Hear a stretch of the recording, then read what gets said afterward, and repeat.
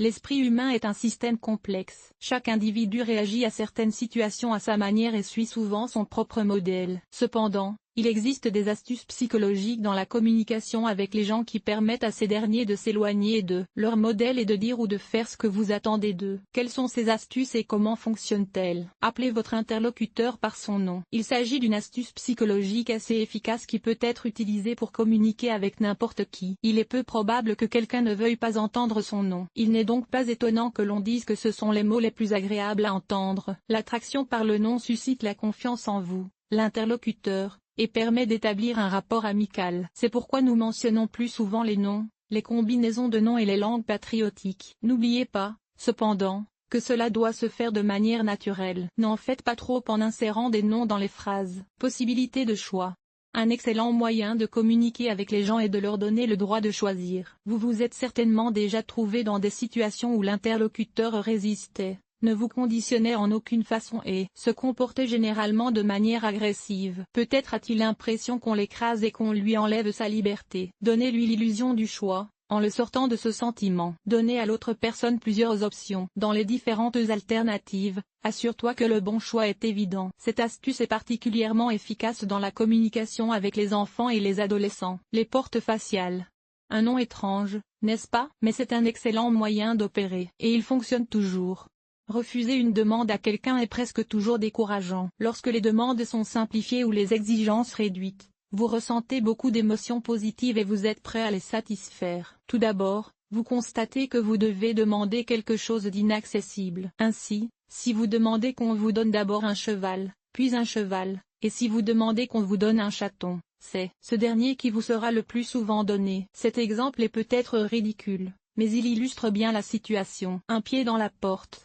Kara manipulasi wong singelawan sadurunj, razan kaya mangken, yen sans payant aura biazakaro wong simenei layanan silik, de weke bakal langsun gmenyan si ou atusing luige de langede. Ora kaya méthode pazurayan, mlaku ing lavant, disaraek negunakake umangan karo wong sing ora patin gerti. Panjaluk silik ora bakal na en résistancy. Lan soué, bizan jaluk baran sing ede. Saiki. Pangin nuganti kaperkayan maran wong, kango negature de weke. Menei de weke saiki. Ora masala apawe. Sans payant bizan en lake pena, tuwunugutawa souvenir lian. Bab sing tamaya iku peratian. Interlocuteur kasebu ora bakal kage la nemala seneng karo tuminda kaya negono. De weke bakal rumang saperlu, mulalui gampa yajak negobrol. Ajamili adia sing laran. Amarga mungsu bizami kirien sans payant pangin nyogok, sakan jaba katon elek banguet. C'est toujours caro interlocuteur. En tant qu'interlocuteur, vous devez vous assurer que votre interlocuteur n'est pas une personne à part entière et qu'il n'y a pas de conflit entre les deux. Kepierik si sans payant. ING psychologie, disaraek supea ora bisa ndeleng kabe kanti permusuan. Ringo cake kanti ati maran a passing d'un gandi kakake de ning uong kasebu. C'est toujours palin ora anasawet aratembu nug, ora lali kangonyako perse tujuan sans payant. Yen bisa. Pujian kango sawetara si pas caracté. Sans payant bakal bisa ndeleng kepie se vasana bakal ganti. Lan nalika sans payant niedaki topic pesoleon. Negiakine kuong la negawe de weke bakal ouiganepan. Soira pasif. Kadanukala interlocuteur sala la nora pangin negakoni kanti kara apawe. Apasing kudu ditindakake yen sans payant ora pangin soum palan negrusaku bingan kasebu. Koba apikasi simpenan pasif utawa pasif. Ora negono ora nialake. Iki bakal ni babake efexi sabalikna. Uong sing pangin banta sans payant louyake. Tindakake kanti beda. Bayangek, umpaman. Kanan alika rekan sans payant aura njirim document painting. Sans payant aura kudu langsu negobrol babagan a passing dakake utawa aura sans payant aura njirim kerta. Nanjing, ujar manawa makala kasebu aura neit ditampa. Vedi kerujian. Kara manipulasi, si senengemili pemazar. De weke katon kaya iki, sans gawong bakal negawe keputusan simen jelui sepe. Akukudu ujar manawa ing negarep de weke bakal kelangan akmili. Simvedi, de weke bakal sepe lanin dakake a passing, bisa uga ora pangin. Dadi, umpaman, yen kita ujar manawa meur de unisinisi anasawetara produk.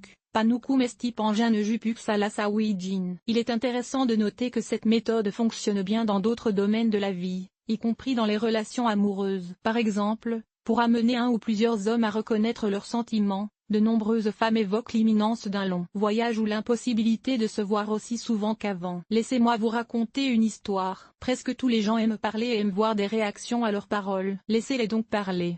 Regardez votre interlocuteur dans les yeux et hochez parfois la tête en réponse à ses paroles. Répétez parfois certaines phrases que la personne a prononcées. Vous montrerez ainsi que vous êtes réellement intéressé par ce qu'il dit. La méthode Tom Sawyer.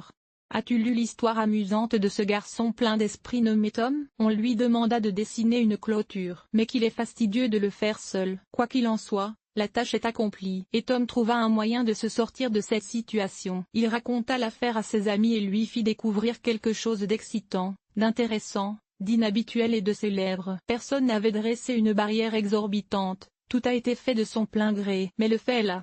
Le garçon n'a pas tracé la clôture avec son doigt. En quoi cette histoire peut-elle vous aider? Si vous devez faire un travail, ne poussez pas les gens. Il est préférable d'imaginer qu'il s'agit d'une activité trop importante et peu intéressante. Il sait lui-même que c'est nécessaire. La probabilité que l'autre personne s'acquitte de cette tâche augmente considérablement. Il est intéressant de noter que cette méthode peut être utilisée pour communiquer avec des enfants comme avec des adultes, par exemple des collègues de travail. Mâcher du chewing-gum.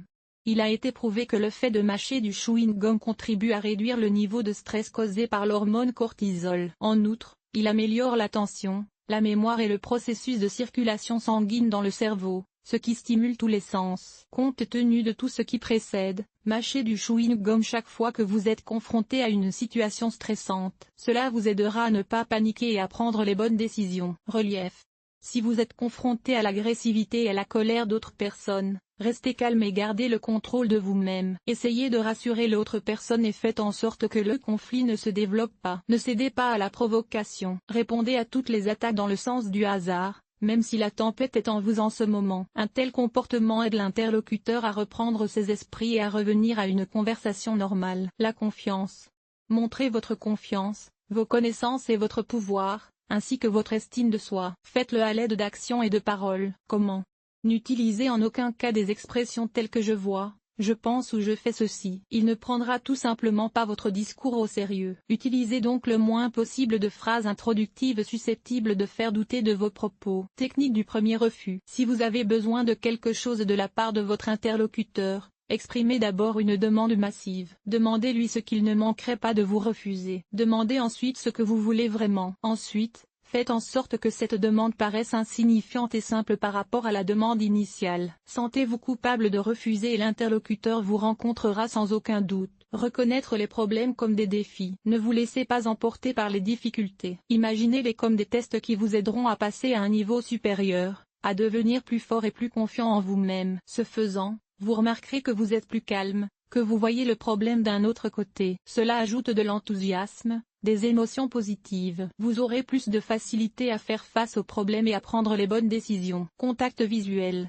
Le contact visuel exige un certain équilibre. Si vous regardez constamment votre interlocuteur dans les yeux, il vous considérera comme agressif et obsessionnel. Et inversement, si vous regardez constamment ailleurs, vous serez considéré comme timide et d'une personnalité maladive, ou vous semblez peu intéressé par le sujet de la conversation. La meilleure option consiste à regarder votre interlocuteur dans les yeux pendant 60% de la conversation. Cela montre non seulement la confiance que vous pouvez accorder à votre interlocuteur, mais aussi l'intérêt, l'amabilité et la personnalité de ce dernier. L'autorité parentale.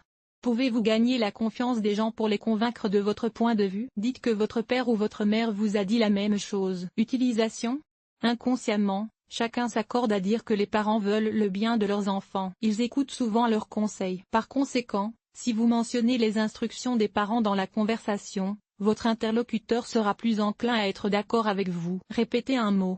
Une autre bonne façon de montrer son intérêt à l'autre personne. Choisissez un mot ou une phrase dans votre discours. Chaque fois qu'il les prononce, hochez la tête, souriez ou indiquez d'une manière ou d'une autre votre approbation ou votre accord. Cela peut se faire par des gestes. Résultat, l'interlocuteur utilise ces mots aussi souvent que possible pour voir la réaction d'approbation. Réception 10 minutes. Cette astuce psychologique permet de tromper le cerveau. Parfois, il provoque la paresse, l'indifférence, l'absence d'envie de faire quoi que ce soit. Au bout d'un certain temps, cependant, vous pouvez changer radicalement la situation. Comment procéder? Travaillez pendant 10 minutes. Pendant ce laps de temps, vous avez un intérêt et une activité modeste, mais régulier. Et si vous n'arrivez toujours pas à surmonter votre indifférence, vous faites au moins une partie du travail. C'est mieux que l'inactivité. La méthode du miroir.